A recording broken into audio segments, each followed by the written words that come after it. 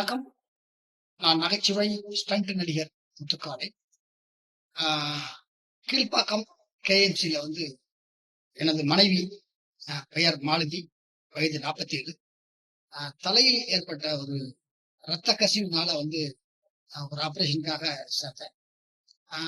Operation முடிச்சு கிட்டத்தட்ட ஒரு 17 நாள் ஆச்சு. பட் அந்த மூளையில் உள்ள ஆபரேஷன் சரியானாலும் கூட அதனால் ஏற்பட்ட நுரையீரல் தொற்று, அந்த சின்ன சின்ன தொற்றுகள் என் மனைவி மூச்சு விட முடியாமல் சிரமப்படுத்துகிறது. அதனால இந்த நேரத்தில் தமிழக முதலமைச்சர் திரு ஜோசப் விஜய் சார் அவர்கள் என்னுடைய மனைவியின் மேல் சிகிச்சைக்கு பரிந்துரை செய்து எனது மனைவியின் உயிரை காப்பாற்ற வேண்டும் என தாழ்மையுடன் கேட்டுக்கொள்கிறேன். கிட்டத்தட்ட ஒரு 17 நாட்களாக தனி மனிதனாக நின்று போராடி வருகிறேன்.